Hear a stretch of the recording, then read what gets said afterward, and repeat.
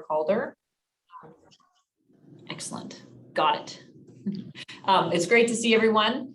We are at the point in our meeting cycle where our last couple of meetings, we've heard from the departments about the current services that they are providing that have been funded by the current levy lid lift, and also some ideas about what some of the emerging issues are and thoughts they have on what could be funded if we were to do more than just maintain the current levy, but potentially expand that. So tonight we shift back.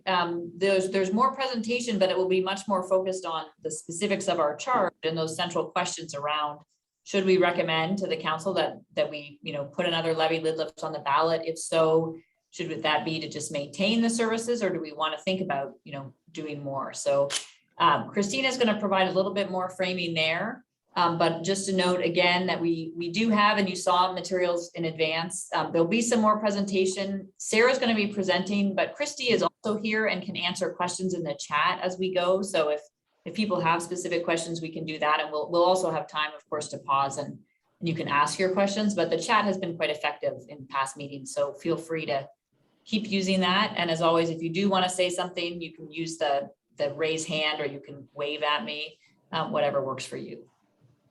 So with that, I'm going to turn it over to Christina. Yeah, thanks, Allegra. So yes, tonight, if you're just joining us again, thank you for being here. We are really shifting away from the department presentations, and we're going to be really looking at the questions, the policy questions of why we're here. And those are really centering around some of the things we've shared throughout.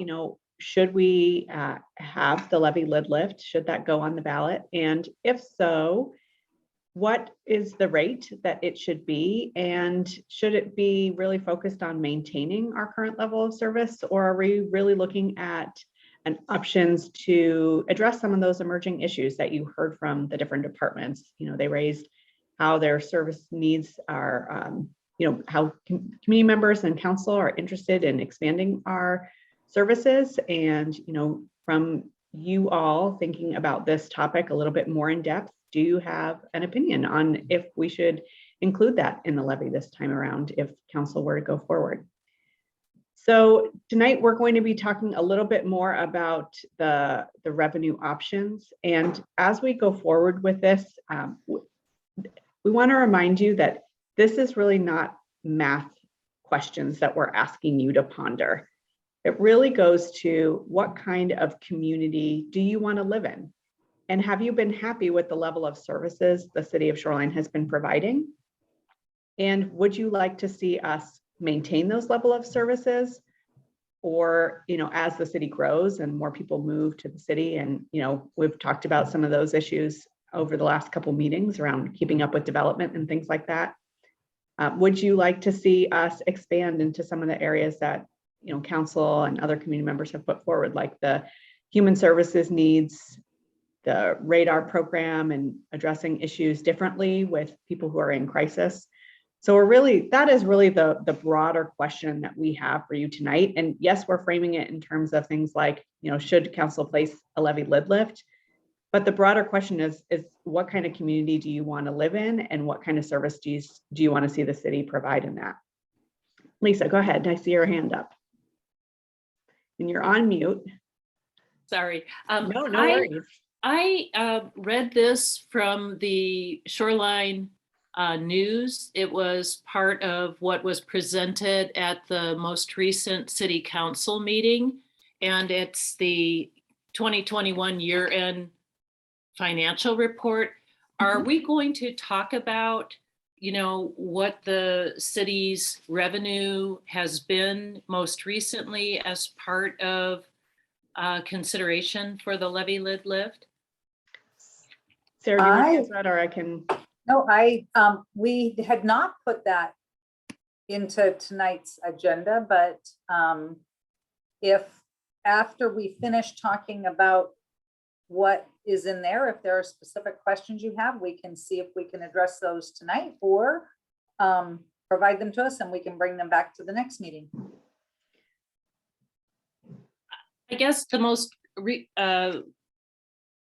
significant thing perhaps is the ending fund balance that was shown in terms of how the city considers its expenditures and its budget. So anyway.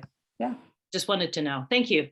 Yeah, and at one point I do speak a little bit to the revenue situation, but not in great depth. So we'll see where that gets in it. And I don't talk about the ending fund balance, but if there are specific questions, we probably would have time to delve into those or talk about them, you know, either via email over the next 2 weeks or at the next meeting. So. Great.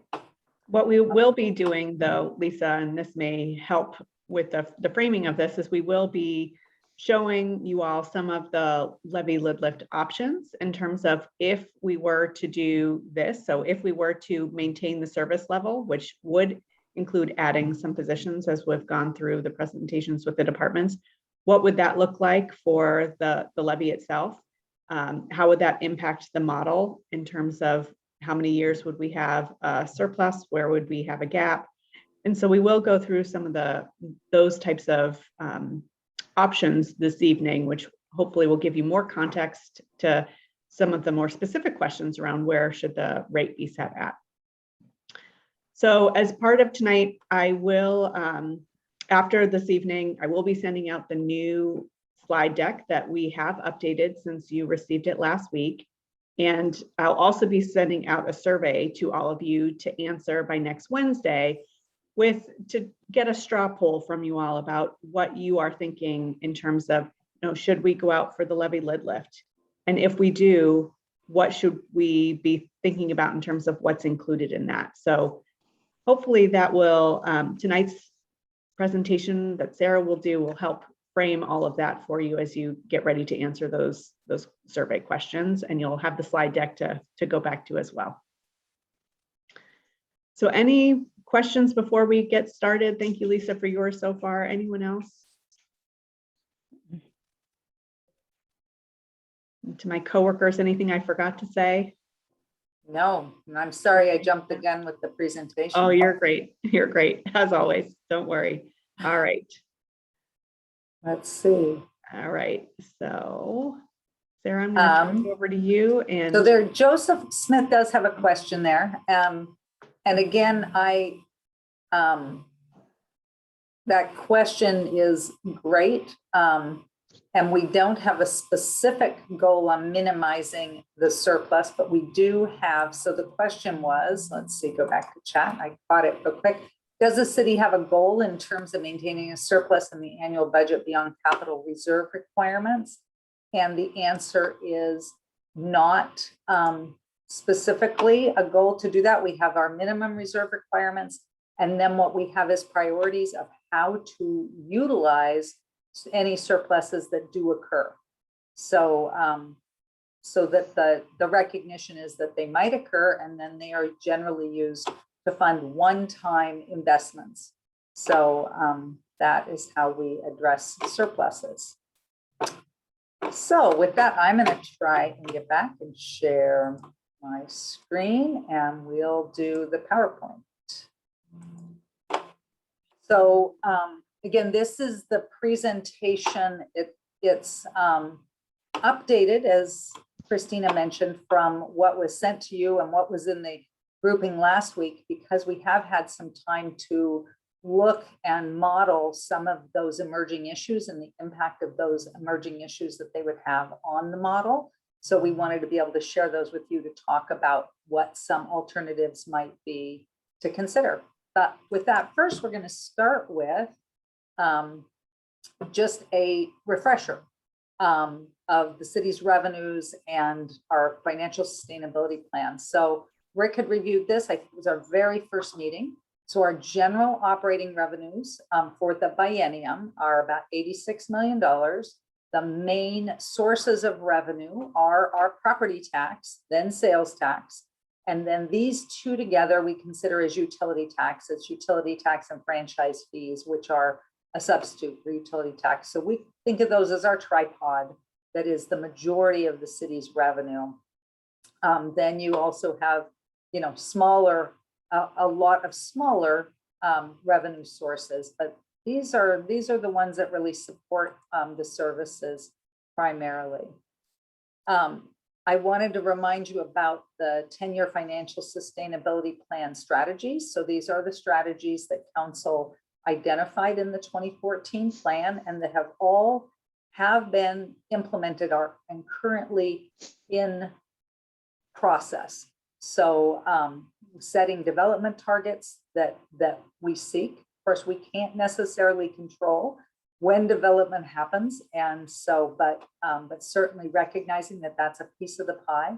Looking for efficiencies at all times to see whether, to ensure that we're operating as efficiently as possible. So these might be process improvements that allow us to slow our expenditure growth, automating where maybe an investment in technology will allow us to minimize staff growth, and looking at those. And we have examples of those. Increasing our investment returns. This was working really well until this last year. Of course, the investment returns have been very slow. We do have regularly scheduled cost recovery studies. I think that we talked about those for permitting parks, to make sure that our fees, where we're setting fees, that they are appropriately covering the cost of the services. This doesn't mean that they're always 100%, because there are certain types of areas that we want to subsidize. For example, certain types of permits where we want to make sure that it's affordable because it's in the community's best interest to ensure people are getting permits. That if they actually covered the cost, then we might have a lot more people avoiding that permitting process. And the same thing in parks where we look, or in recreation, looking to ensure that, who is going to benefit from this, and are they activities, if it provides a broad community benefit, we might subsidize it more to ensure that people are able to access them. Where it's an individual benefit, then we generally have a closer to 100% or a 100% cost recovery. One of the things we did that was one time, but we used to annually contribute funds from the general fund to our roads capital fund in order to fund the road surface refacing process. And we've been able to replace that through our 10-year financial sustainability strategies, so that general fund money stays available to the general fund. We've implemented a business and occupation tax. And the one thing that we have to look at every 6 years is the levy lid lift renewal. I did want to talk about a few examples of efficiencies and cost savings to just make sure you know that we are continually, staff take great pride in ensuring that we are at being as fiscally responsible as possible, continuously looking at areas, particularly areas that are volatile and high cost. And our jail contrast is a good example. Christina has been intimately involved in this. We have several contracts so that we can manage this. And one of the big cost savings was a few years ago, looking at contracting with Yakima so that we can house inmates that don't need ready access to the courts locally in Yakima at a much significantly reduced savings. We also have renegotiated our agreements and the number of bed limits with the King County Jail, as well as SCORE, which is the Rio. Christina could tell you. Anyway, it's another jail contractor in the South End. And we just look at those contracts every year to see if there is a way where we can manage them more effectively. And that produces, because at one time when we were looking at this, we were expecting we were going to have jail costs that were increasing at $300,000 for a single year. So that can make a big difference in your forecast. Our janitorial contract is another example of where we have renegotiated. We looked at our service level. We actually decided we could reduce service levels and ask staff to maybe take on a little bit more of the cleanliness of their own personal areas. And so generally we have our janitorial staff maintaining common areas, making sure the carpets are staying, things that would impact the longevity of our facility. But, you know, staff are dusting their own desks and taking their garbage down to a central area.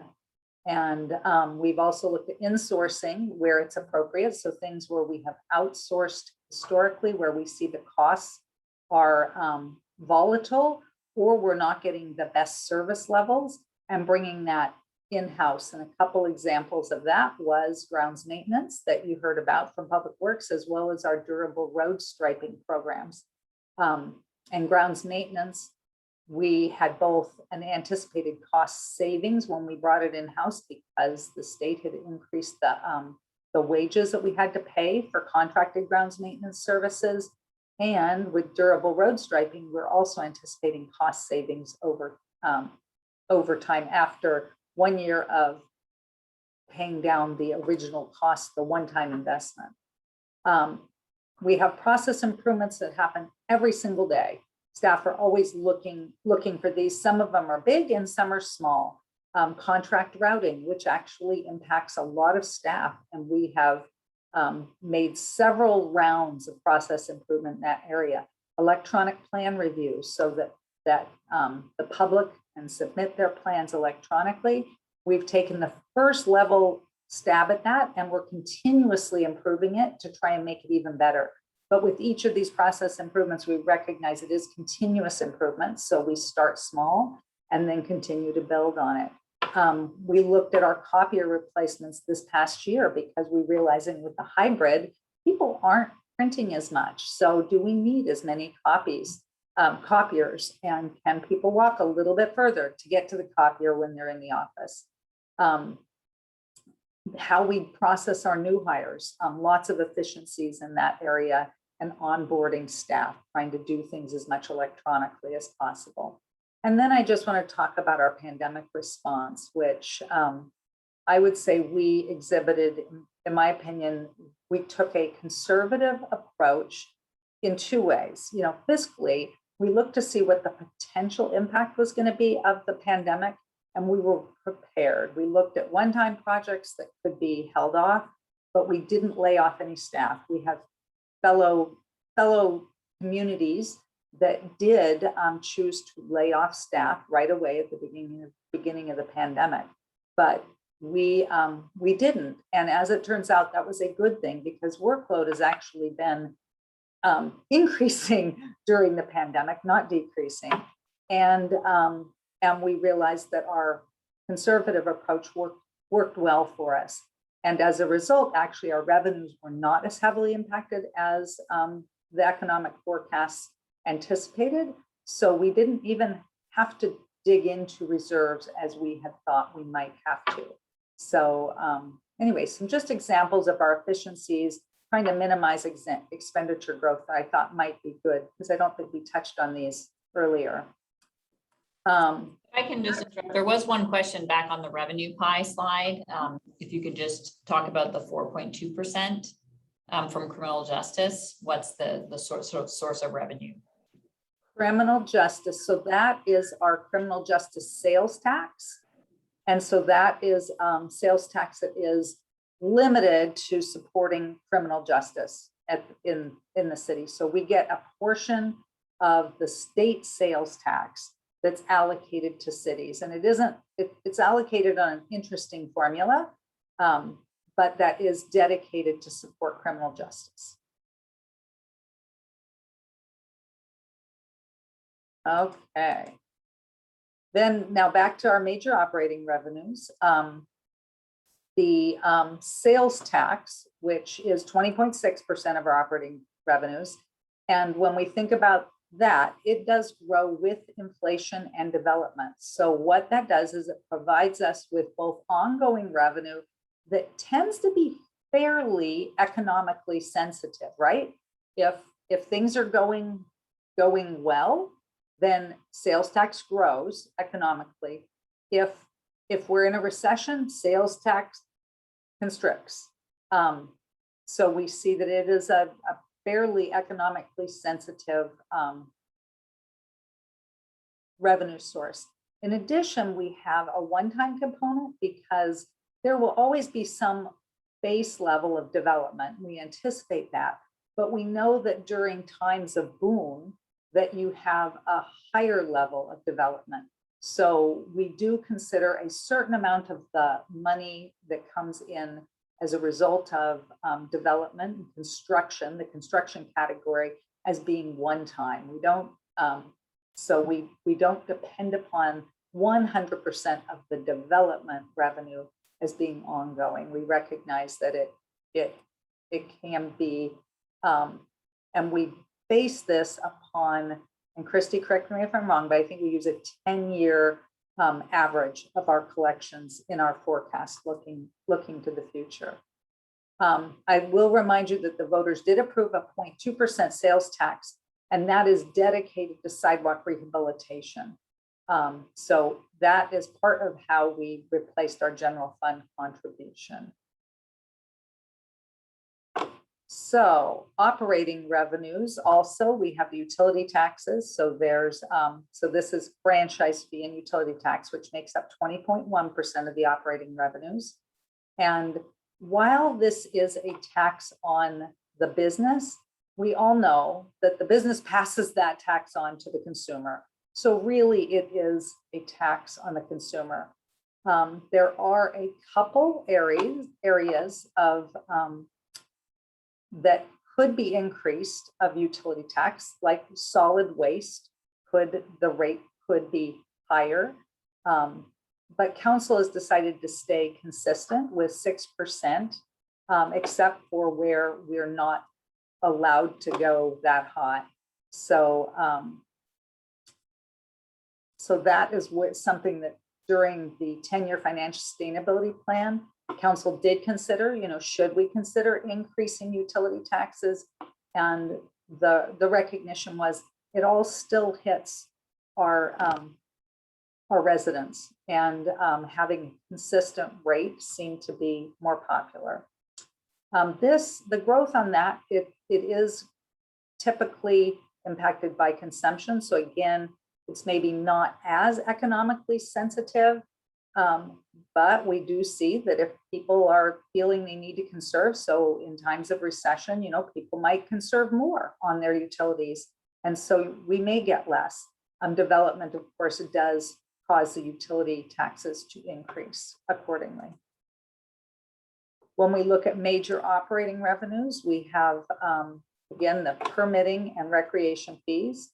That makes up about 6% of the city's operating budget. And we have our cost recovery reviews to ensure that the goals that have been set for each of those fees are met. And then property taxes. And this is the area of focus for you. And as we've talked about before, we are limited to 1% growth in our total property tax levy without a voted levy lid lift. And, property taxes are, when limited to 1%, don't then keep up with inflation, which generally is greater than 1%.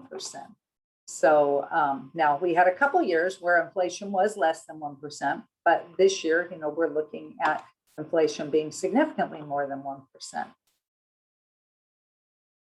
So as we look forward, the next part of the presentation, before I go into that, are there any other questions, sort of that review of our revenue piece? Okay, then I'm going to jump in to looking first as just a reminder as we think about the renewal of the levy lid lift. In 2008, voters approved Initiative 747. So that was the genesis of the 1% property tax levy increase. Prior to that, it was 6% was the state mandated. So that was a big change to go from having up to 6%. In fact, back in those days, I lived in those days, frequently cities would raise their property taxes much less than 6%. And then they would bank the capacity. So in bad times, they could access that. But at 1%, that was a big change for cities. So the only way to have an exception to that is through the voter approved levy lid lift. And that levy lid lift is a maximum of 6-year term for an operating levy lid lift. City Council did seat and voters approved the levy lid lift in both 2010 and 2016. And so with that, what happens is you reset the rate in the first year of the levy lid lift. And then in the following 5 years, the voters and, well, the council asked and voters approved increasing the property tax by CPI for those next 5 years. And so, as I said earlier, the replacement of the levy lid lift is a key strategy of the 10-year financial sustainability plan. So we are seeking your input in this process. Sarah, to interrupt, there's just one question. If you know the answer, you mentioned that property tax revenues are about 33%. Do you know, is that typical for a city of the size of Shoreline in terms of, you know, what makes up your general fund? Actually, I think it is pretty typical, and I don't know that the percentage, but I know from the tripod and the way it looks, it's very similar to what I'm used to, is that those 3 major revenue sources for most cities are there, and some cities have more sales tax, like imagine Bellevue having a much larger sales tax, or Linwood, their sales tax tripod might be bigger. But I think it's pretty consistent. But that might be something, Christy, we could look at to see if we can validate that. And then just one follow-on question, if there's a cap on the levy lid lift each year, or once, you know, are you tied to, and I think you're going to talk a little bit about the CPI now, but just some questions on how that works. Yeah, if we can hold that and see if we answer it with the slide, a couple slides from now. And then we'll come, if we not, we'll come back to it. So I just realized we gotten a couple questions about the model. So I just wanted to quickly review some of the assumptions that are included in our model. So just a refresher of what the CPI rate is in the model. And this is the model that we updated last November using, and we base it upon Puget Sound Economic Forecaster, which is heavily used by all the cities in the region. Just chatting with Seattle, and they use the same forecast tool as we do. And at that point, this is what they were forecasting inflation to be. So our current model is only forecasting inflation for 2023 at 2.18%. So right off the bat, we know our model is flawed because we know that 2023 is probably going to be higher than that, right? When I look at what inflation rate we might need to apply for salaries, we'll talk more about that. But in a model, you have to make assumptions, and we tie back to a very solid source for those, which is Puget Sound Economic Forecasters. It's been in operation, well, at least 30 years. So, and they have a very strong reputation. We use a CPI in the model to inflate salaries and some of the benefits. Other benefits have a different inflation because things like health benefits don't necessarily follow inflation. I think all of you have probably been experiencing the increase in health benefits, and it goes up and down. So we use a 10-year history. We also apply CPI to some property or some professional services.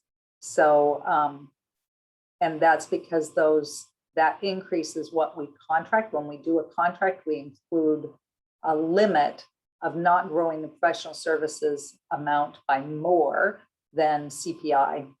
So that allows us to help forecast that. When we look at property tax for new construction, we assume growth of new construction. So we are anticipating growth in our forecast. And we do that based upon the 10-year average of our new construction from the past 10 years. So, so we are capturing anticipated growth in the model. For revenues, our criminal justice tax, it is, we use just under 0.1% of the King County taxable retail sales tax forecast. So we have a little different basis for that. Our B&O tax forecast, we grow that by our retail trade sector annual change percentage. So we look because we anticipate that that's a likely linkage. And then for sales tax, we have two different. So for retail sector, we base that upon the Puget Sound Economic Forecaster July forecast. And for construction, we use a 5-year average of construction sector as our total for the local sale and use tax. So I just thought it was good to maybe help you have a better sense of what's included in that model that we're basing everything on. I think that's been a little bit of a black box for everybody. And just two follow-up questions to that, Sarah. One is just if you can clarify, property tax revenue, is that residential only or does it also include commercial? It includes commercial, correct? Okay, great. And then a question with light rail coming, is the 10-year historical look back for construction property tax increases reasonable today? That's a good question. And the problem is we have no guarantee on when those developments are going to happen. And so I think we have taken a somewhat conservative approach, and that's worked really well for us. And that, thus far, it's something we do talk about. But given the fact that we don't, particularly when you're talking in a 10, we're looking at a 10-year forecast, to try and get more granular, I think it makes us less conservative and more vulnerable. I guess I'm trying to figure the right word, more vulnerable to things that might happen in the economy that could completely turn us sideways. Whereas when we look back, and we have had growth in the last 5 years, last 10 years, there's been quite a bit of growth. So we feel, and we know what's coming is probably going to be more than that, but it's a known. So that has been council's approach is let's stay somewhat conservative, but we do include anticipated growth in the model. So looking at, now we're going to start walking through scenarios, and in the slide, I'll just point out one difference. We had originally provided this estimate of the impact to the median homeowner. And what it showed, I think it was a little bit confusing because it showed the impact for every year for over the 6 years. And we thought what might actually be helpful, given the fact that there are a lot of homes that are significantly more than that median household, we said instead, what's the first year impact on 3 different levels of households? So we've updated these slides, and all of our slides now show, so what's the impact on a $541,000 home? What's the impact on a $750,000 home? And what's the impact on $1 million home? Which might be a little bit more realistic to the types of homeowners we're talking about. So what we see if we take no action in this model, we see that we would be balanced through 2023, and that we would have a shortfall, for 2024 through 2028, and that total shortfall, and I know this gets sometimes can get confusing, but totals $12.3 million for that whole blue area.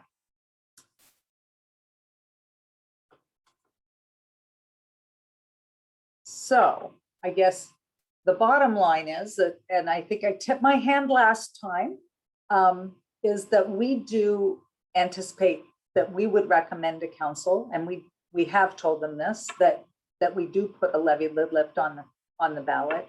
And we see that there are really some policy questions. Now, what we don't know is whether the voters will approve it, but we believe that it's fiscally responsible to put it forward.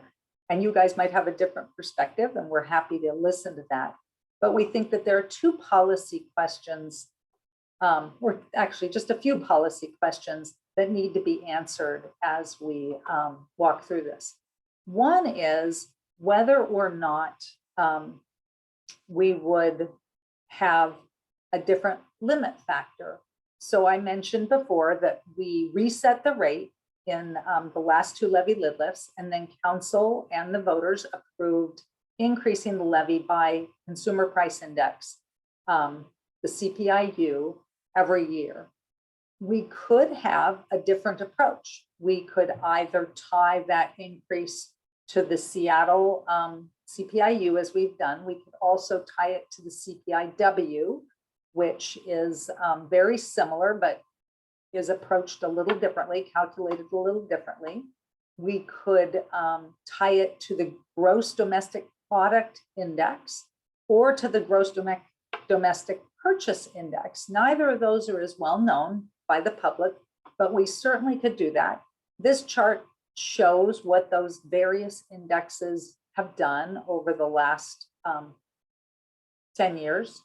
And you can see that they're different. CPIU over the last 10 years grew a total of 5.52%.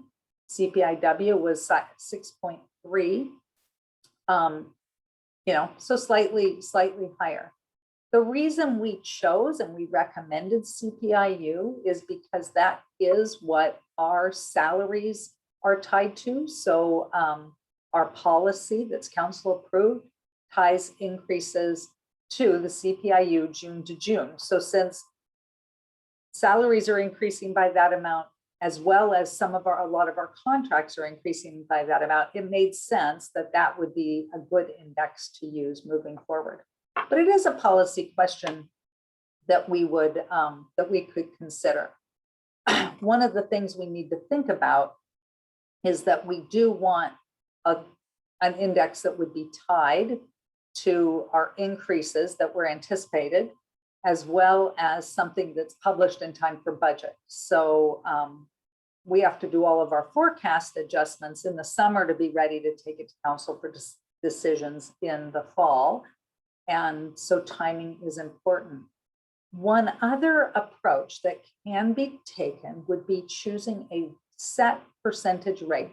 So you have to start with, we're going to reset the rate to a certain dollar amount in the first year. And then you could say, but then in year 2, we're going to now increase it by 3%, or we're going to increase it by 4%. You could just do a set and say, we're going to increase it by 3% every year of the levy lid lift.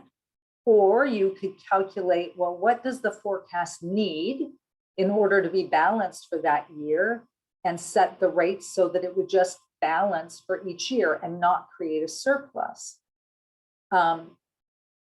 In my mind, the challenge with that is communicating that to voters when you're taking a ballot measure out. It's very complicated, and it would be very challenging to communicate that concept, I think, to voters, which is why we haven't recommended it, but it certainly is an option that the law provides for. Oh, and then I think I just talked about this in great depth already.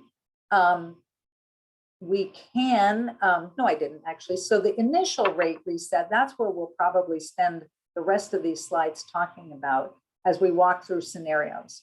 So the initial rate, when we reset it in 2023, we can go anywhere from, well, we can reset it anything up to $1.60, which is our max amount that we can do.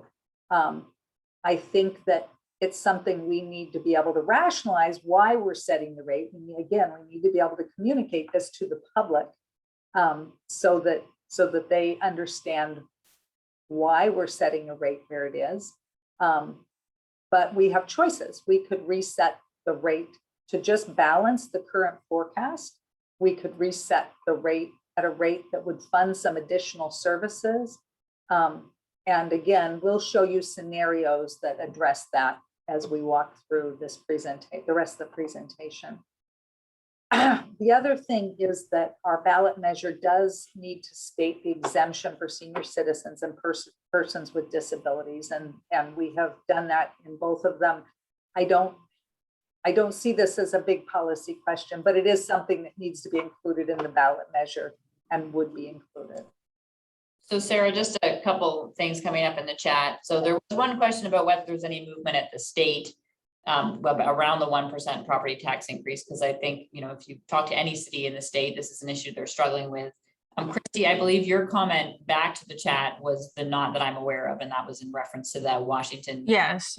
Yeah, okay. There have been proposals that have been discussed, but nothing has gotten any legs on it. So I think in the last few years, I think they have, at this point, they have bigger fish they're trying to fry. And so this has not gotten any traction. But yeah, we're one of all the cities that have that issue. And then just to recap, Joseph's earlier question was around, like, if you choose either a fixed rate or an index, does it track? Yes. So we heard you say is if you take the CPI UW as you have, then you just set it to that every year and that marches along. Or you could say it's 4% and it would be 4% every year. Or I think I heard you say a third option, which would be only the amount to not have a surplus. And that exactly would be a variable rate, sort of like the CPIU. Yep, we could calculate the forecast and say, you know, based upon the forecast, we need, and somewhere we've done this, I didn't include a slide for it, but that we only need, you know, 1.2% in 2024, and we need 3.7 in 2025 and 2.6. So we could do that. But again, my personal perspective is that because you need to then specifically state those amounts in the measure, and you have such limited space to explain this, that trying to explain what those rates are, it would be complicated, and I'm afraid that we would lose people's understanding, and if they don't understand it, they tend to not support it. One thing that we have found that most people understand is that inflation generally is higher than 1%, and that CPIU tends to represent inflation, and it at least limits it to saying, well, you're only going to grow it by inflation. And so that seems to be something that most people can readily understand, because we sort of live with that in our homes, in our budgeting. So there's a couple of inflation questions, and I'm going to go back to some rate setting questions that are in there. Okay. There was a dip around 2020, and we almost hit kind of negative inflation. And I don't know if there was a question about sort of like why, and I don't know if you can, that's a pretty macroeconomic question, but if you have thoughts on that. Well, I think that it supply and demand at that point, right? It was exactly, there was plenty of supply and demand wasn't exceeding it. And that just keeps in the financial markets, you know, rates were low. Some of it people might say was a little artificial, but it seemed to work. So yeah, we had very, very low inflation for quite a few years. And of course, the impacts, the longer impacts of the pandemic, I think, are carrying out, and that's part of what's impacting our inflation now, as well as things that are happening in other countries. So, and then a question clarifying if you can state that the cap of the levy lift then would be like 14% over 6 years. Am I asking that correctly, Joseph?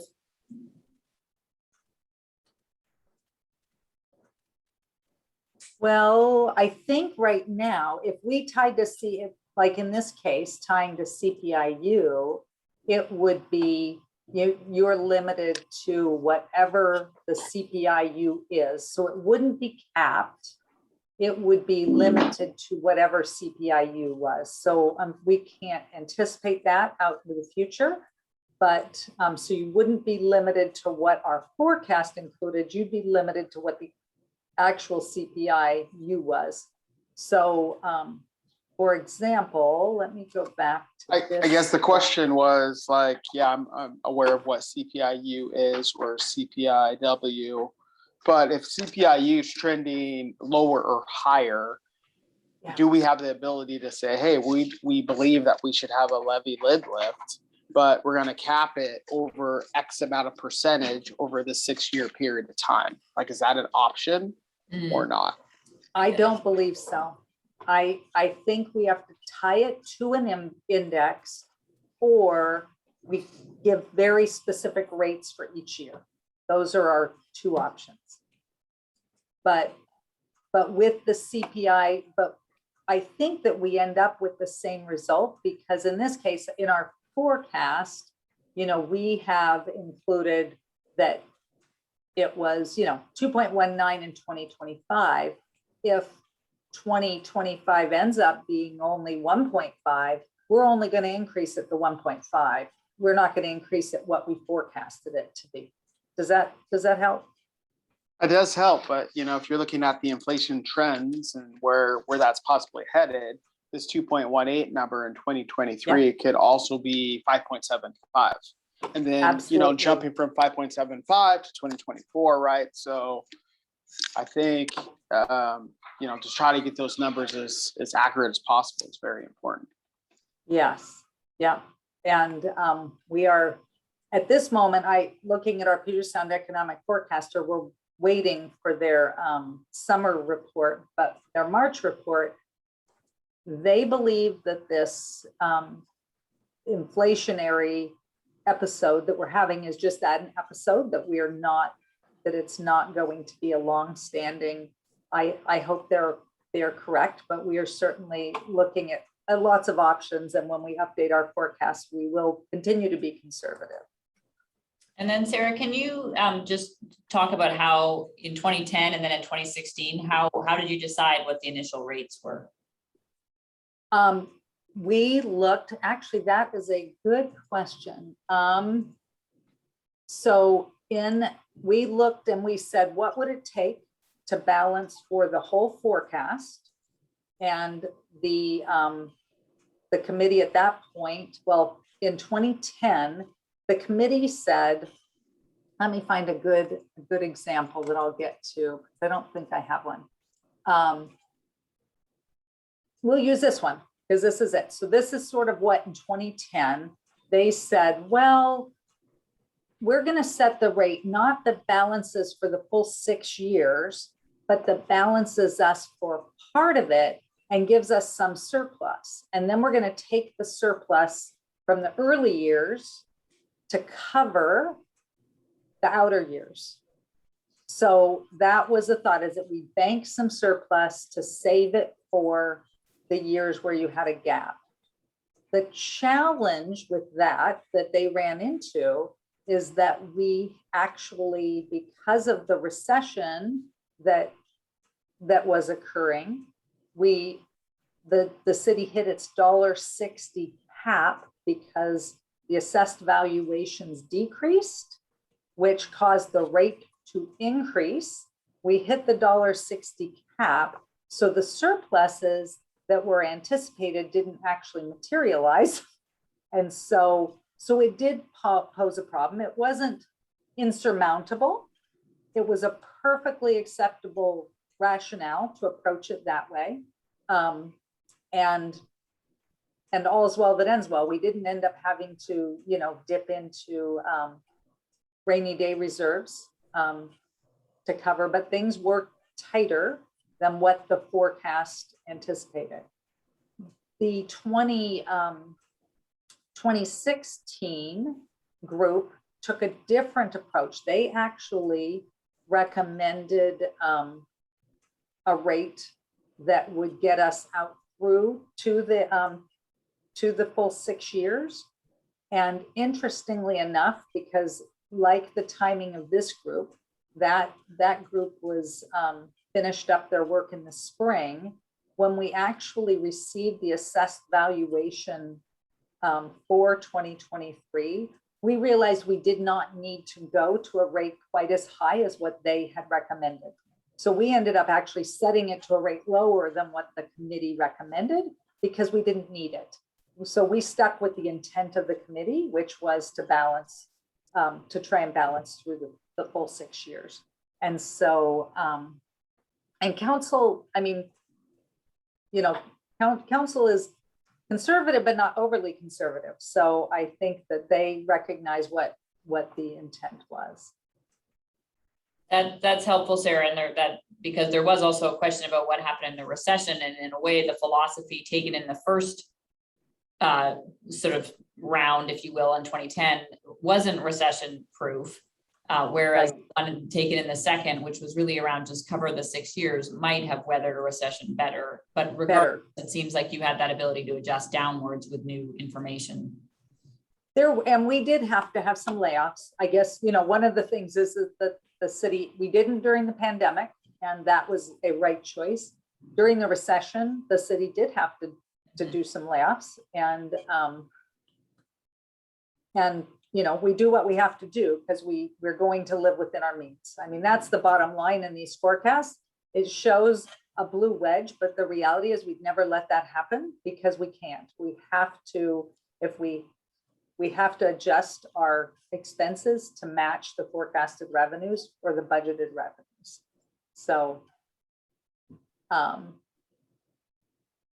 there we go. And I think, let me just make sure. Oh no. Yeah, great. Yeah, there we go.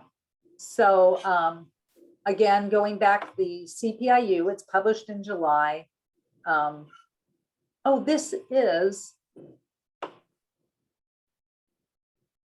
I thought we did not have this in here, but this does show what that increase would need to be tied to, this chart to the right.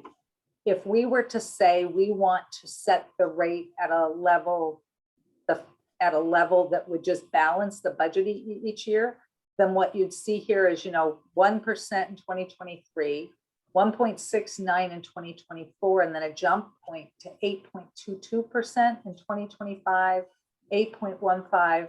So this is where to me, trying to explain that to voters would be a significant challenge. And so that would be why it would not be my recommendation, but always interested. And so I guess at this point, before we walk into those, I guess I'd be curious, and not, you don't need to answer right now, but maybe ponder whether, is there anybody who thinks that they would recommend doing something besides CPIU that we should, you know, whether we should consider. You can put your comments in the chat or save it for Christina's survey that I don't think specifically asked that question, but you could put it in comments. Okay. So Well, now there's sorry, Sarah, there's one question, and I'll pause if anyone has thoughts on doing something other than, and just to restate, I think the city's preference for CPIU is because your contracts and your labor agreements and sort of salary adjustments often get tied to that as well. Exactly. Your interest is, and if someone has thoughts on why a fixed amount might be better, we would be interested in that.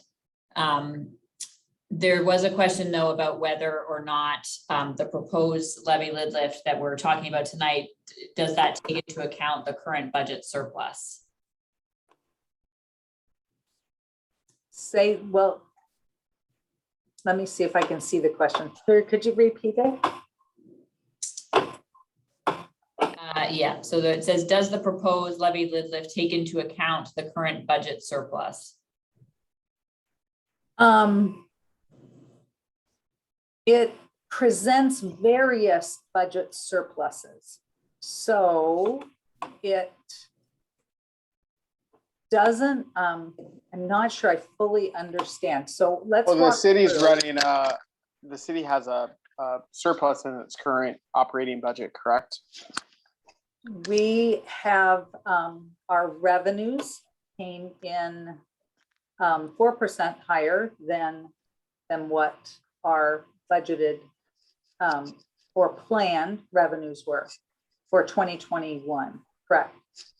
Okay, so that was the question, like, are we starting from a position of positive, or does that, or do we not take that into account when we're deciding how we would propose a levy lid lift moving forward? And at that 2021 outcome is not included in this particular forecast. It will be included when we do our forecast before we make the final decision. So this, but the forecast that we're looking at did include actual revenues up till that point that we had. So it had 2020 revenues included in, no, yes, it had 2020 revenues. Sorry, I operate in so many years, I have to keep my years straight. So, so it did show that, 2020 revenues that were, I think, slightly higher than what our plan was, again, because we're conservative. And it showed the expenditures that were probably slightly less than what we did. But I also want to point out, even though when you look at these, it looks like it's a big surplus, and it is a surplus, but as a percentage of our total budget, it really is a fairly small amount. So I think when you think about our revenues only coming in $4 million over the total projected revenues, that's our 4% over the total. Personally, I feel pretty comfortable with that from a conservative perspective. It's not like they were 10% over, it was a reasonable amount. And certainly I'd rather have them 4% over than 4% under. And then Sarah, I've got two more questions in the chat. So the first one is that one of the earlier slides shows general operating revenue of 86 million, let's just call it. And then the slides now are showing values in the 55 to 65 million range. And can you explain the difference?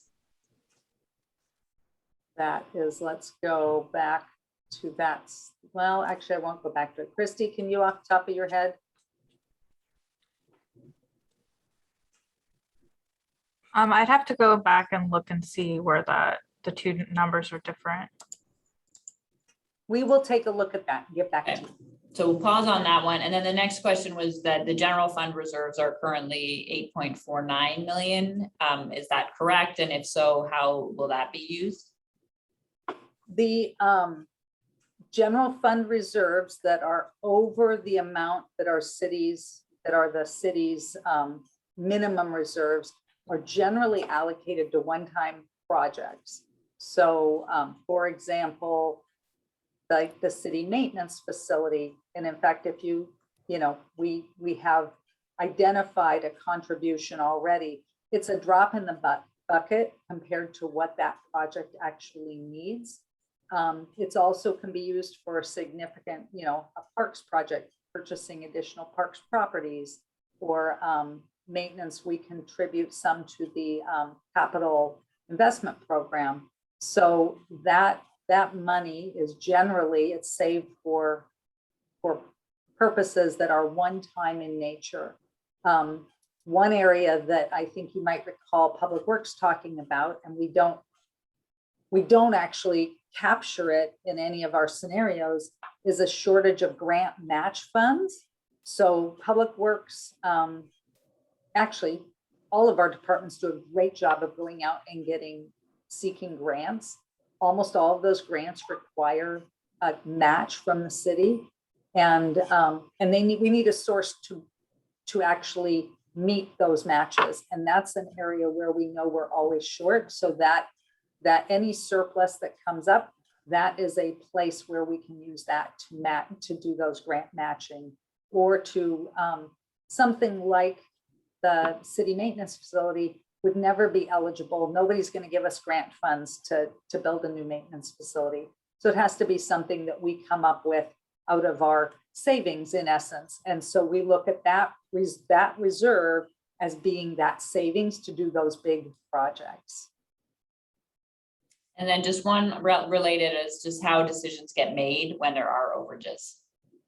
Well, How to allocate them. it goes through the whole budget process. So we have departments, well, it gets back to that whole planning cycle that we go back to the city's plans, and then the projects get proposed through the budget process, which will begin in June. And then we make recommendations to council, and they've already obviously given us, because they've given us their goals that we're trying to accomplish. So it all follows through there. So that's how the decisions get made, based upon the plans that have been put in place and what is the highest priority for funding. And I will assure you that there's never enough money to do all the things that need to get done.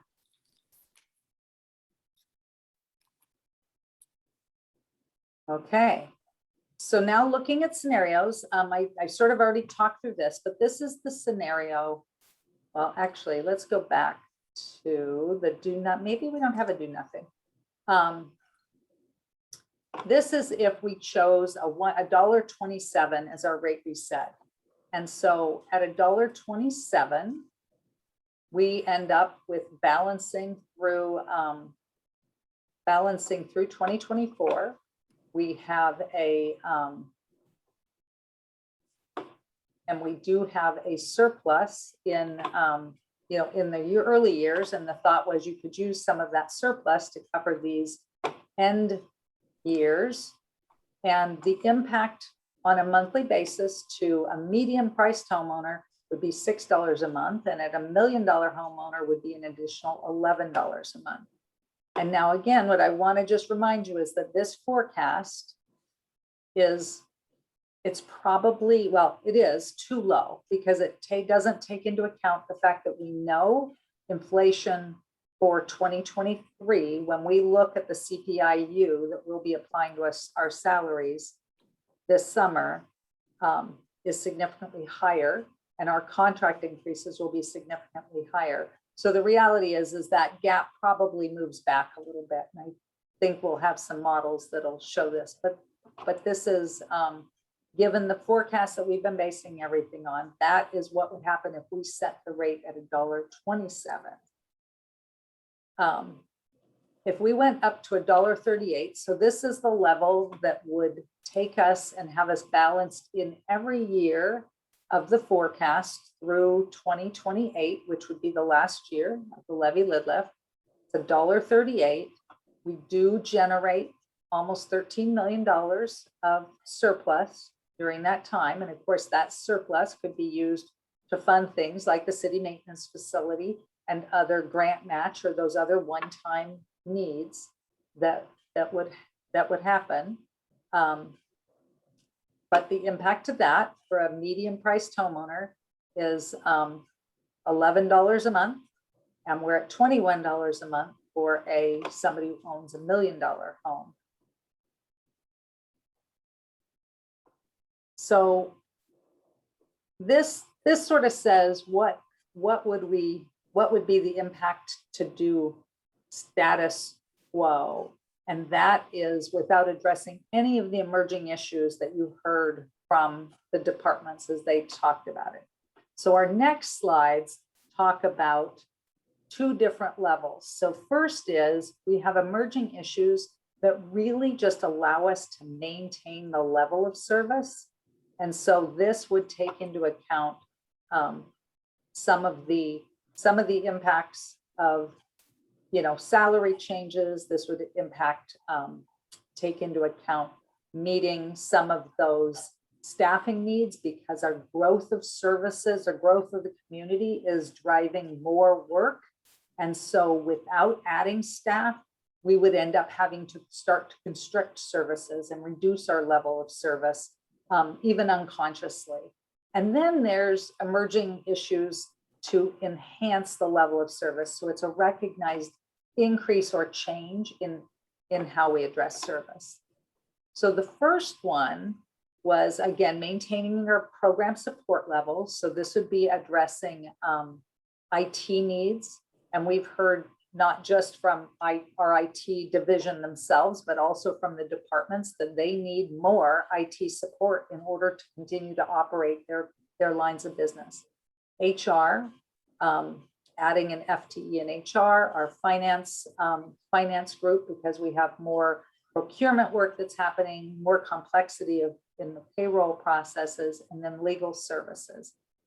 It would also add some code enforcement as well as recreation program staff. I think you might recall that in order to address the sixth graders who've moved into middle school, they had to temporarily add some staffing in order to meet the needs of those new sixth graders. And this would provide that ongoing, because they've made those changes on a temporary basis, in essence using one-time funding. And then park maintenance, additional staffing to keep up with the maintenance that will come as a result of our expanding park system. So looking at just these maintaining level of service scenario and adding that, we would need, in order to be balanced all the way out to 2028, we would need to reset the rate at $1.52. And then, of course, future CPI adjustments. That does produce a $14.5 million surplus over the years. So again, going back to the philosophy they used during the first round, you could possibly set it someplace lower where it wouldn't balance partway and use some surplus in the back end. But there are risks along with that approach, as I said, in times of economic volatility. But when we look at what the impact is of that $1.52 rate reset, you see it's a $17 a month impact on the median, all the way up to $32 impact on the $1 million home. So then if we started thinking about expanding some services, we've broken these down individually. So we said, well, if we added a housing and human services program manager, this is what our CCS department said would be their top priority to meet council goals, some stated council initiatives. And to add that addition, we'd be looking at a rate reset of $1.53. So it's not much higher. And this is on top of that maintaining level of service. So, so we'd be adding that one item onto that. And so that's an $18 impact and a $33 impact for the median versus the $1 million. And you still create about $14.5 million of surplus in that, over that levy period. Second potential expansion that we could consider would be alternative policing. And so this is adding funding to our radar program, which provides mental health professionals to respond. I think Chief talked about this, how invaluable it has been to use the mental health professionals to respond to calls where you have a person in crisis that doesn't really require a police officer responding to the scenario. We do recognize, as I go to this, you'll see it's not much of an impact, because we see that this is significantly supported by reallocation of police FTE savings, since the school district has indicated they are not interested in having school resource officers anymore. So we would use those funds. So you see that that is actually just still $1.52 rate reset. So it's a very small addition in order to get that that added service in there, and it creates, $14.5 million over the levy period.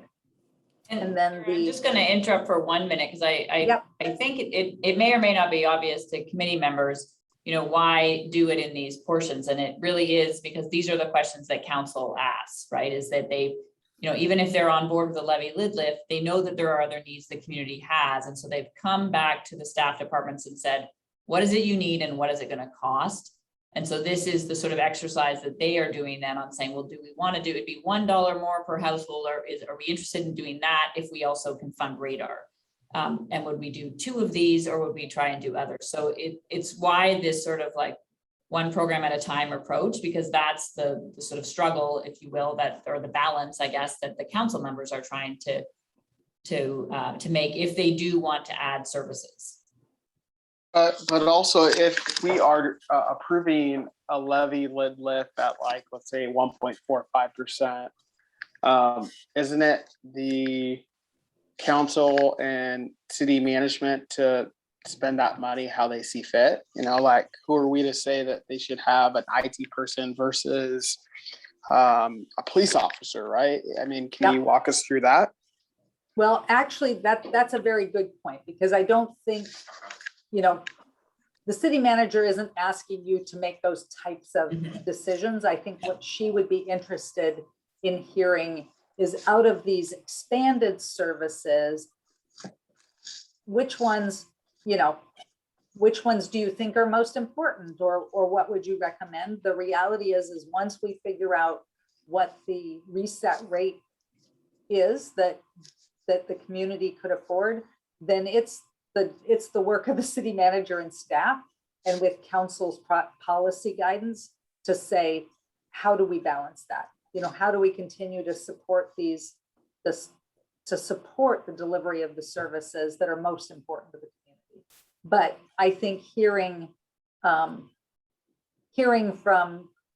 a committee to say, you know what, well, I was just going to talk about urban forestry, because trees are really important to Shoreline, and yes, that's really important.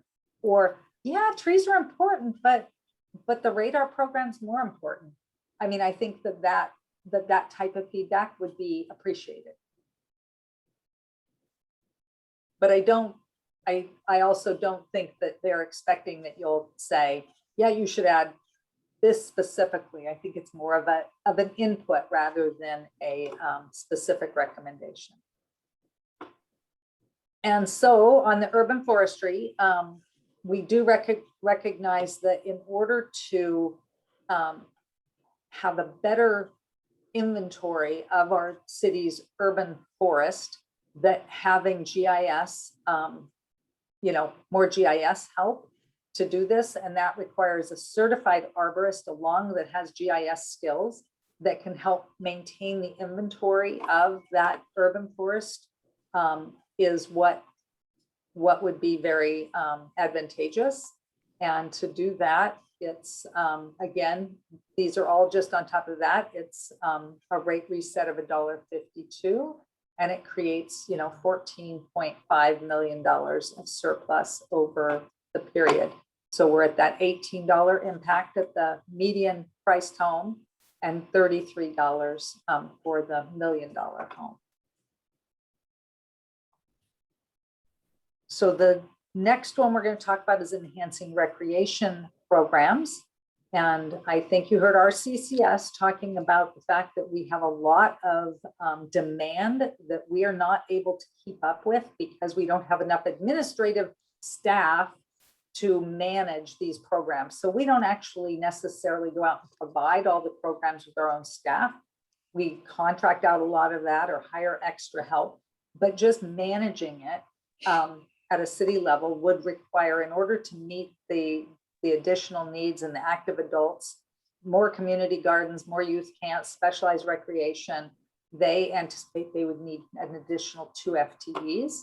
And obviously with 1 FTE, they could do some, but that's what they put forth as the, to meet what they see as the community desire at this point. And to do that would have to have a rate reset of $1.53. Again, and the impacts are shown here, $18 for the, and sometimes, right, going from $1.52 to $1.53, it doesn't, you know, rounding, it's still $18. So, and you get about $14.5 million of surplus. Can I ask a clarifying question? When you Yes. say 155 reset plus Seattle PIU, that's that's the total increase for someone that Yes. has a $750,000 house. It's 26 bucks a Exact- month, correct? Exactly. Okay, thank you. Yeah. It would then, that's the increase over it would, of what it would be if we did nothing. Correct, Christie? But yes, Yes. okay. So this is the reset if we did all of those emerging issues. So we did the maintain service levels and all of the enhancements we just talked about. The rate would need to be at $1.55. I'll remind you that our cap, our max rate is $1.60. $1.55 is awfully close to $1.60, and there's danger there because, of course, if assessed valuations were to drop, we could quickly get to that $1.60 rate, but that's what it would take in order to do everything and be balanced out in the last year of the forecast. Question. This does, Oh, yeah, Lisa has a hand up. So, Yes. but when you say that it would be $1.55 rate, it's also plus the future CPI adjustments. exactly, So the Yes. fiscal impact on an individual home at these various levels wouldn't just be the, 19 or 26 or $35 per month. It would be that plus the CPI adjustment, correct? correct. And it, in general, though, you see though that it doesn't change. And we took out the one that showed all the 6 years, but the actual impact each month, I mean, obviously it'd be 19 plus whatever that growth is, and that depends upon CPI. What does CPI actually grow by would be what would impact it. But when we had the 6 years on there with our anticipated CPI adjustments, you'd see the actual monthly impact over each of the 6 years wasn't a whole lot greater than the first year. And in fact, some years it was even less. So then you could get to an average. The reality is it's a forecast, and we thought, let's just show what the impact is that first year. And I guess we'd appreciate your feedback. If you think it's better to show all 6 years for one level, we can do that. But we thought that having the 3 different levels of house sizes seemed was more relatable. Well, personally, I would like to see both pieces of information. I think that would be more helpful, but I don't know how everybody else feels. There's at least one vote for the 6 years in the comments as well. But I think, Sarah, is part of what you're saying, because I find this always a confusing issue as well, that the reason that say it's $19 isn't necessarily grow at 19 plus CPI every year is because the total amount of assessed value has changed. And Yes, that's where, to your point, sometimes you can actually be less than when you started at. exactly. Yeah. So you might have a year where that year's monthly is only $18 more than the original, or $17 more. So it's all dependent upon what that CPI is, which of course we have a forecast that we're saying everything's based upon the forecast. So we can, because we did it before, but that also seemed to cause some confusion. So we're just trying to figure out what the best way is to not be confusing. Yeah, Joseph, did you have another question? Okay. Okay, so do we need a break before we sort of dive in and turn it back to Allegra to facilitate that? We want to answer your questions, and then we'll continue to discuss till 8 o'clock tonight. We'll be back. We'll be back in 2 weeks and continue conversations as well. Do you want to, if people, we can either keep rolling. If you wanted to just do the raise hand function, if you could use like a 5-minute break to step away, let us know. Otherwise we can also keep, okay, I see a few hands. So let's do that. It's 7:21. So that's a tough time to try and break at, but let's come back at like, in just sort of 5 minutes. So I don't know if it'll be exactly 7:26, but we'll aim to take about a 5-minute break. We'll turn our cameras off and come back on when everyone's here.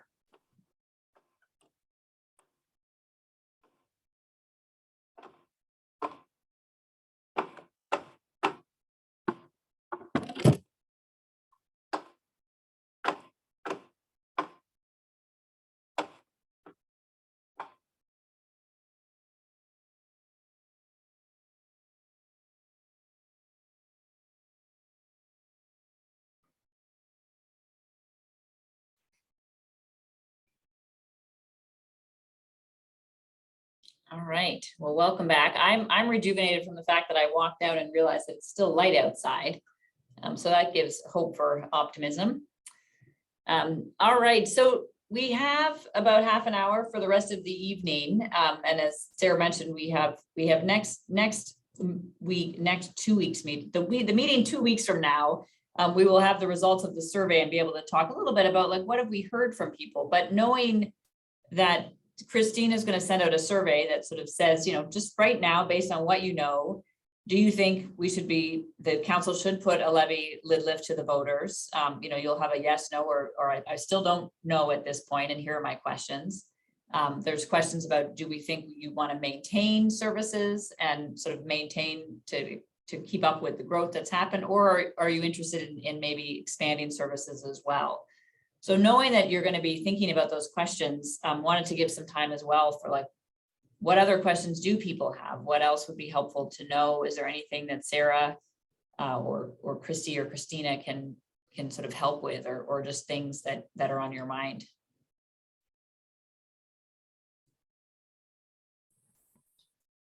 I have a question. Robin, I see your hand up. Thank you. First of all, I am very sorry for being late. I don't know what happened to me. I had 7 o'clock in my mind and I was here at 7 o'clock. So pardon me. I studied this slideshow. I printed it out and studied it, and a couple of things have occurred to me. One is, in order to go out and campaign for this levy, I think that the things that people see have to be really strong and visible, such as more activities for teens and children and people, the activities, the things people do, the maintenance, street maintenance, keeping the city looking clean and mowed and safe, and the parks maintenance and whatever it takes to keep our parks also safe, looking good and attractive to people, that those things are going to be more impactful to the general public than trying to sell people on adding an IT person or an HR person. Those are internal to City Hall and make the city run better, but the public doesn't run into IT people very often. So that was one observation I had about telling the story. The other one I had is that we're working in a universe of 6 years, assuming that everything else, all things will be equal, all other things will be equal, which we know cannot be true. Things will change, inflation will change, other things will change, the political world may change.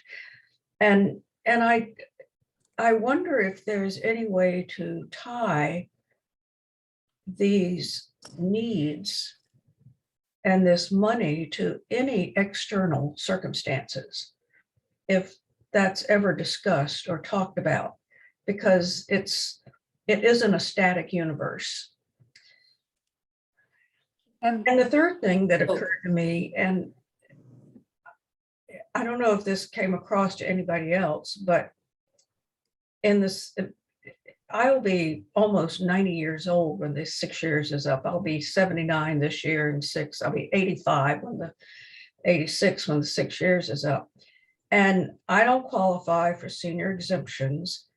However, I'm way past my earning years, and that increase in my property tax bill over the period of 6 years is impactful for someone whose income is static, basically static. And it's occurred to me that it's a regressive tax. If it could be based on income and age, so that the working population who's earning the most money could pay more, it would be more equitable. And I don't know if any kind of adjustments like that are ever made, but it has, and I understand we're probably going for it, but it's just come across to me as inequitable for the general population. And many people who are coming here now and to live in apartments are not homeowners, property owners. We have to capture everybody who is coming, who owns property, who understands what they get from their property taxes in terms of city services, so on and so forth. So those were things that came to mind today. And the other question that somebody posed, the 33% in property taxes and the 20% sales taxes, those things won't stay static as well, or probably shouldn't. Sales tax should not stay static. Thanks, Robin. And I want to give Sarah an opportunity to comment on anything you've said. I was wondering if you had any thoughts. You mentioned in this universe of 6 years, is there something that we could tie needs and money to external circumstances? And I just was curious if you had thoughts on like what an external circumstance might be that could be tied to. Well, inflation is one. Mm-hmm. Just the financial world that we live in right now, and not to get too far off task, but if both houses of Congress flip in November, a lot of things are going to change or could change. And I think that's a significant external circumstance. I don't know how it would affect this in particular, but it will affect a lot of things, as would the presidential election in 2 years. So those are external factors that will impact the economy and our financial lives. And That's helpful. Thank you. I'm just taking notes because one of my tasks is to sort of pull together the report. And so I wanted to capture what you were saying as well. Sarah, was there anything you wanted to respond to, or? I will just speak to that. How do we capture those external circumstances in the forecast? And I have to say that we really do rely upon our Puget Sound economic forecasters, who is looking at all of that as they give us their best estimate of how that will affect the economy going forward. So we use that in a lot of areas, and then other areas we might make adjustments for things that we know that are going to happen. And I went through, unfortunately, in the earlier part, I talked a little bit more about the assumptions that we have in the forecast. So we do try and make those adjustments. Unfortunately, it is a significant amount of work to update the forecast. So it's not something we do on the fly, other than we can model scenarios, but changing all of those factors in the model is a significant amount of work. So we usually just do it once a year. So we are beginning that process now to take into account, and that's why I was saying, we know that the model we're looking at now and using to create these scenarios doesn't take into account what has happened with inflation in this last year. But we will be updating that. And so we really do try and capture those. Inevitably, it's a model and it's a forecast. So we know it's not right. But it's based upon some, authoritative and educated background. It's based upon our historical experience and our anticipated future experience. So it helps us to evaluate decisions that we're making now based upon what we think is going to happen in the future. So, but all of those things are the things that keep me awake at night. I will just let you know. Oh, me too. Yeah. Lisa's got a hand up, Sarah. Yes. Well, I just had a question because another item, and folks have probably seen this in the paper as well. Another item that was on the city council agenda and is moving forward with review in terms of bringing it back for a vote then once there's additional data gathered, is about cottage housing and about having a denser housing option in our community.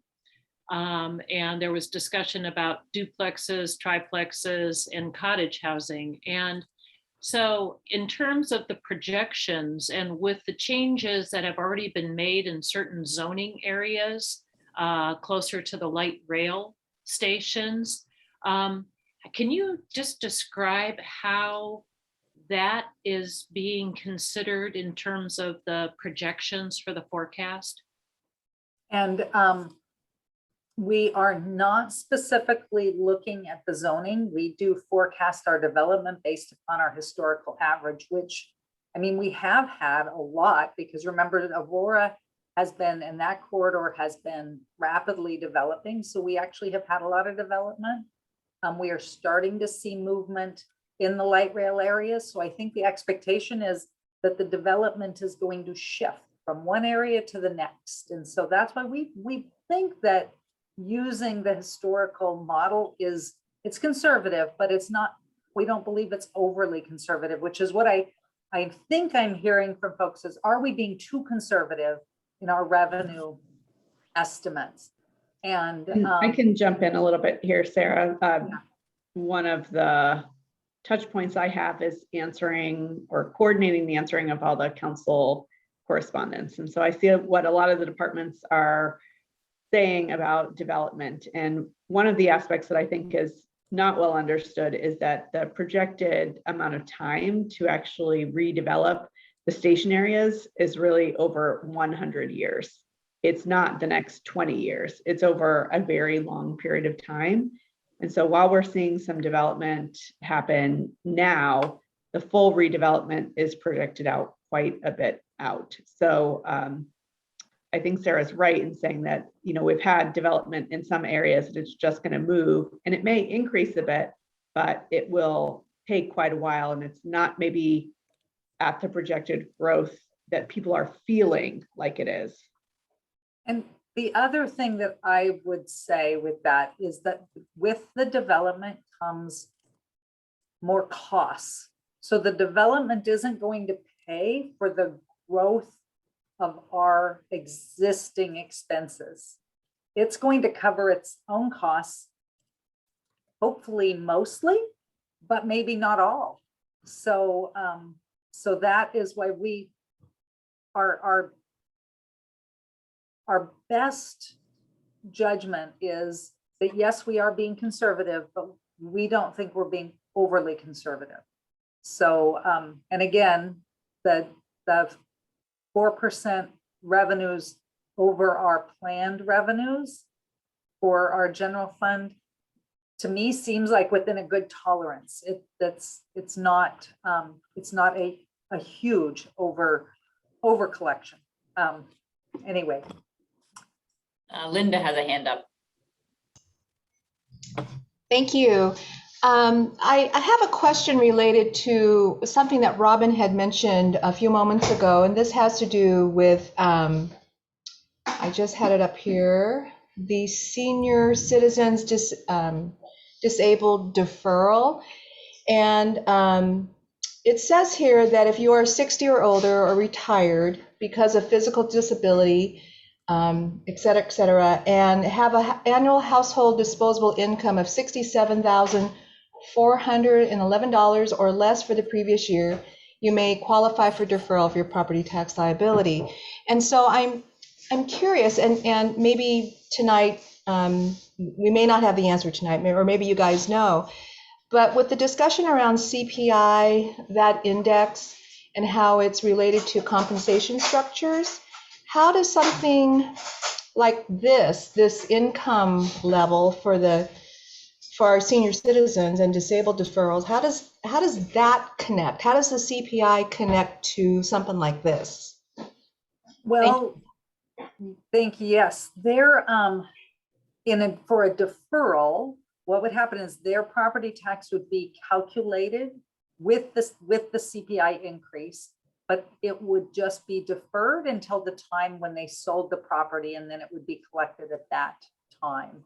So so that the reality is I think we anticipate that the level of deferrals probably stays pretty consistent. If we had a huge increase in deferrals, it would impact us 1 year, and then we'd have to adjust out from there. But we anticipate that it'll stay fairly consistent. One thing that actually I'll just say, let your neighbors know, if you know anybody who is a senior, fewer people take advantage of the discounts and the deferrals than what are eligible. And it sort of breaks my heart because the senior center is ready and willing to help people get those applications in and figure out how to do it. So if you know anybody who you think might be eligible, encourage them to go to the senior center and they will work with them. King County will work with them directly, but senior center is great.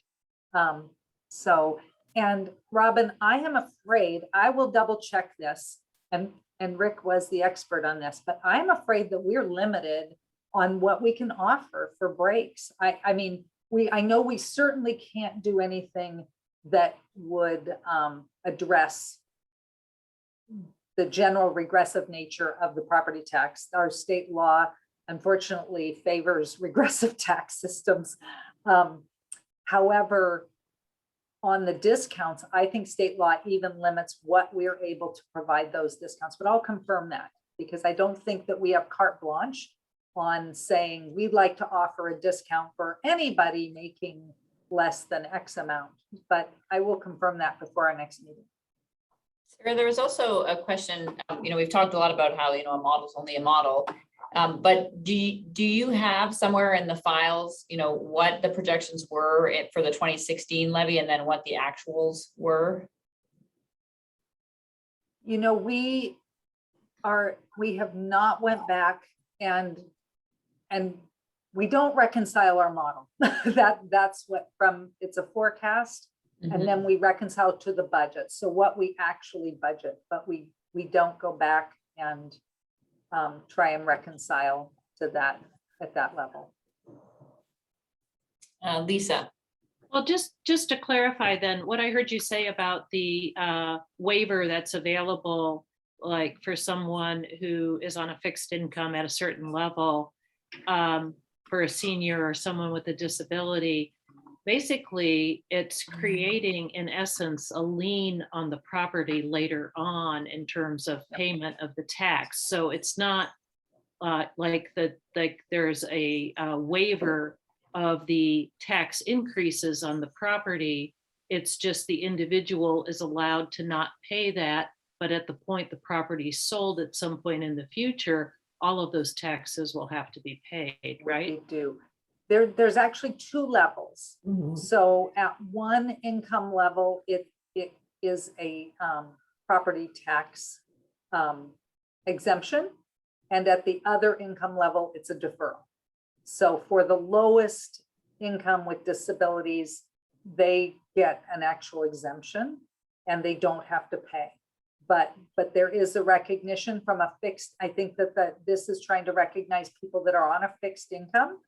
And if they own their home, I think the thought is, well, let's try and help them stay in their homes and not get pushed out. And we can collect this when they sell their home. So so it's sort of a two level, but you're right, for the deferral, it's just pushed to the end and we would collect that money later. Well, Robin. May I, thank you, Sarah, and thank you, Lisa, and thank you, Linda, where I can't see you. So say that you have Social Security and you have a pension and you have dividends and you have several sources of income and it adds up to $64,000. You may be eligible for the deferral. And it just listening to this, the fixed income, that term makes it sound like you're just, kind of eking out a living on Social Security. But if it's anybody whose income, whatever the source of the income is, under $64,000, seems like it's not being sold quite right. If that makes any sense. Well, unfortunately, again, I think that all of those levels are set by state law. So unfortunately, it's not necessarily something within our control, but I will get more clarification on that to share with the group.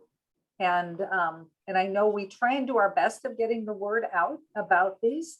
And certainly as part of our education campaign, if the council chooses to put the levy lid lift, that's always a slide, is about who's eligible for discounts and deferrals and how to go about getting them. Because I think it's an really important message. Yeah, Lisa.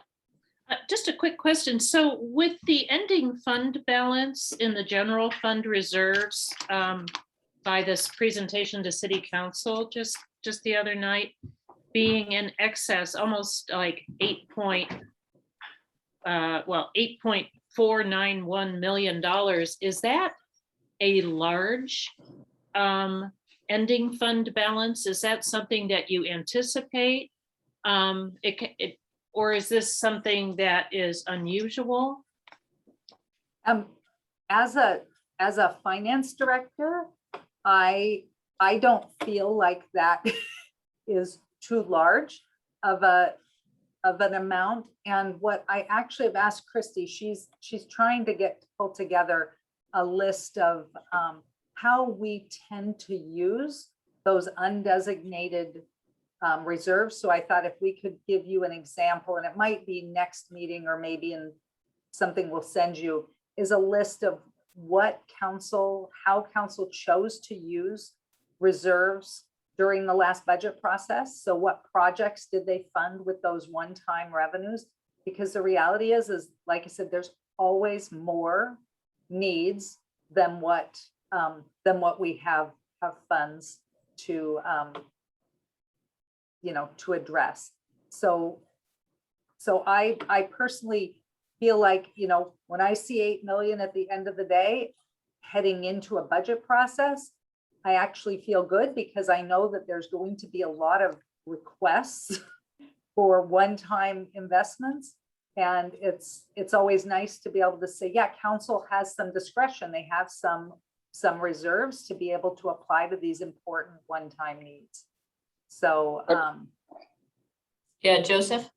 Is it,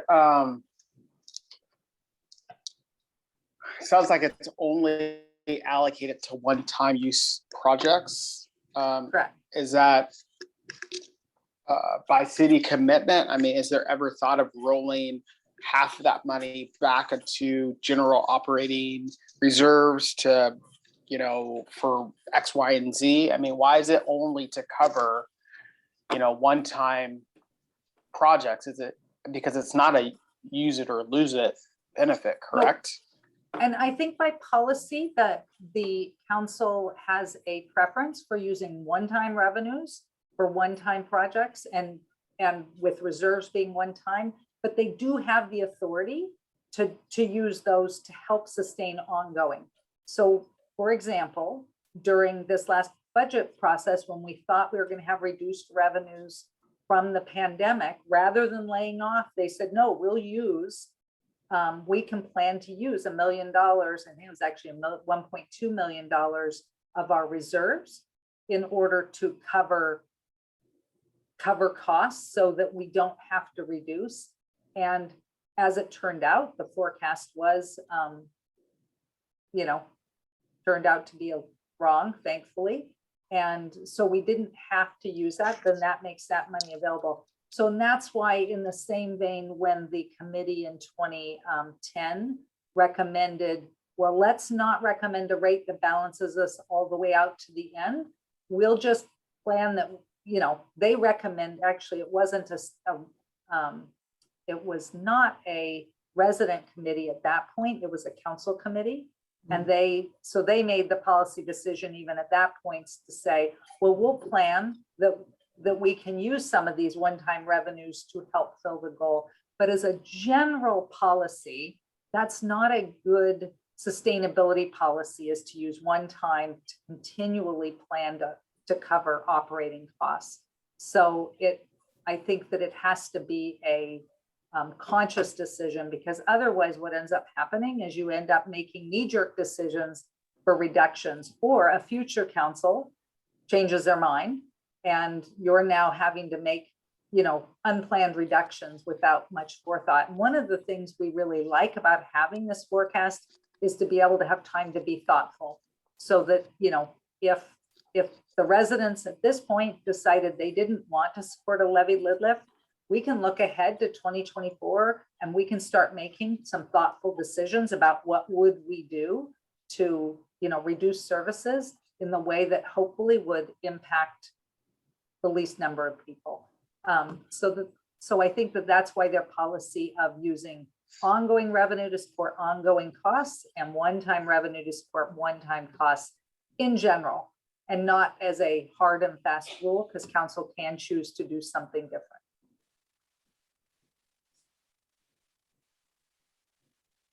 Yeah, John, I see your hand. Yeah, I'd like to see if you can put that into some kind of context, because based on the charge given to the committee, we saw that the cumulative deficit projected was about 7-point-something million, and just the ending fund balance is on the same order. So it would appear that if the council decided the ending fund balance could cover the deficit that was expected for the next 6 years. Isn't that correct? No, it would not cover for the full 6 years. It could cover for a couple years, but because it has to cover each year's amount. So we would, let me see if I can pull up one.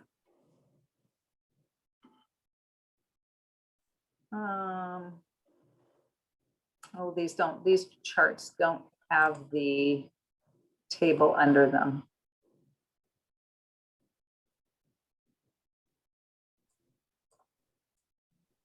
Christy, do you have one that has the table where we could?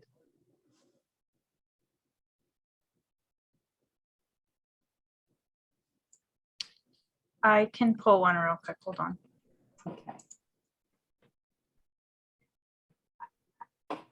Then I guess while we're waiting on that, I had a question on if we're doing the levy lid lift and we settle on X, Y, and Z, right? 1.47%. And then unbeknownst to the city, we start getting a bunch of different revenue from retail, perhaps, that was unprojected, that's now creating some type of surplus. Like, what happens? That's a good question. So what we're not committed when we tie to the index, we're not committed to taking that full amount of that. That is the cap. Actually, now, Joseph, this might have been what you were asking earlier that I wasn't. I think so. hearing. Yeah. I'm sorry. I just connected the dot. So sorry. So when we're updating the forecast, and again, this goes back to when we updated the forecast and we realized, well, we now no longer need to have the rate that high. If we realize that, well, CPI was 3%, but because of this increase in sales tax, we really only need to do a 1% increase this year, then that's all they would take. So, I mean, the public would have approved to do up to 3%. So you'd be entrusting the council to do the right thing. I will just say, from my experience with council, they watch that closely so that they would be, unless there was a specific need that they were trying to address, that they would only take the amount, and we would only recommend taking the amount that we need in order to cover that year's forecast.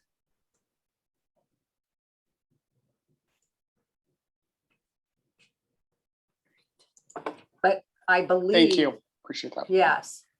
I think that when we set the year by year, I'm not sure that the same thing holds true. And I'm not an expert on that. So I know I'm going to look into that too, to see whether that's a cap as well, or if it's a set amount.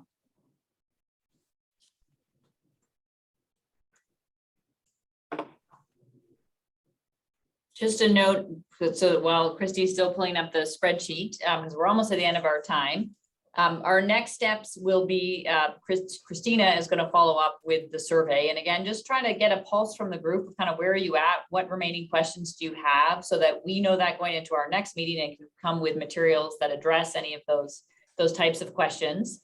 And then we'll have some discussion at that meeting. There's, as we said, our last meeting is optional. So we'll sort of see what are the outstanding questions, what still remains, because the final piece will be a short write-up, and that we could certainly circulate by email. But we're still planning on that last meeting on the, I believe it's the 19th of May.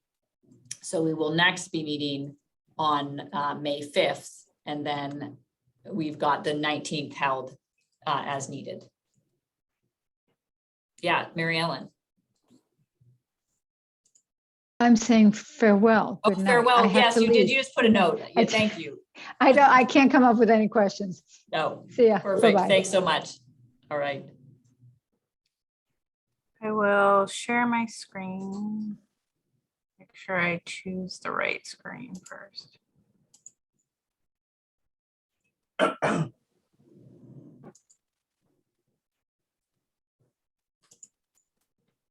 Are you seeing my screen here? Yeah, it's pretty small, at least on mine, but we can see it.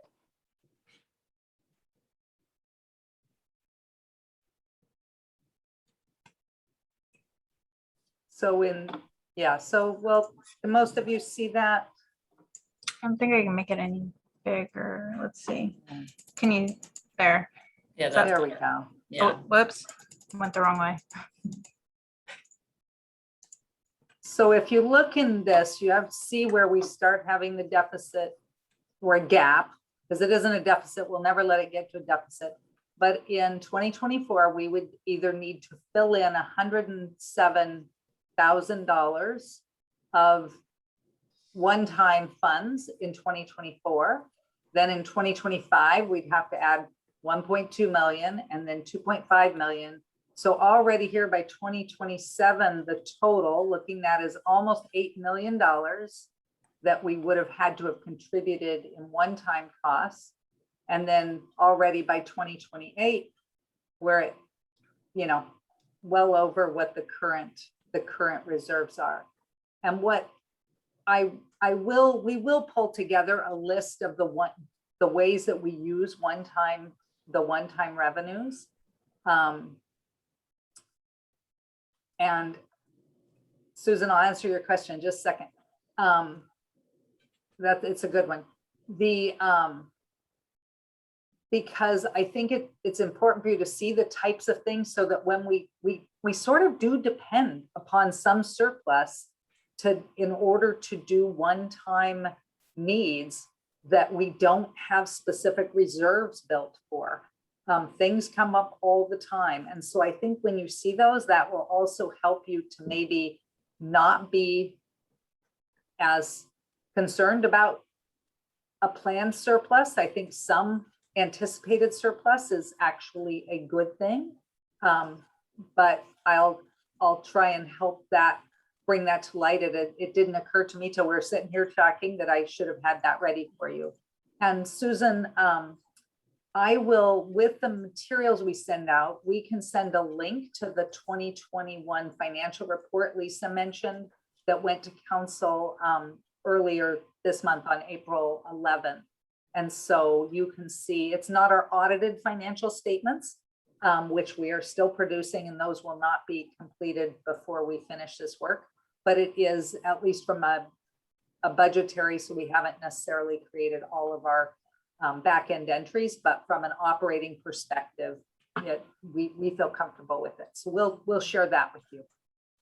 And I do want to be mindful of our time, and those are the types of questions, again, in the survey. If there's other information you feel like would be helpful to see before we wrap up or at the next meeting, please, put your comments in there as well, because we'll try to bring that back. So for tonight, I really want to thank Sarah and also Christina and Christy, who did a lot of preparation. But Sarah, you were kind of full on for the full 2 hours, a lot of presentation, but also a lot of questions. And so thank you for that. I'm sure you're exhausted at this point, but a wealth of knowledge. And thanks as well to Christina and Christy for the support. So look for the survey from Christina. I think you've got until, I believe, mid next week, so that we can start to pull things together. If you can do it sooner, even better, because we'll get those results. And we will look forward to seeing everybody again on May 5th. I almost said March, but we're headed to May. So we'll see you in May.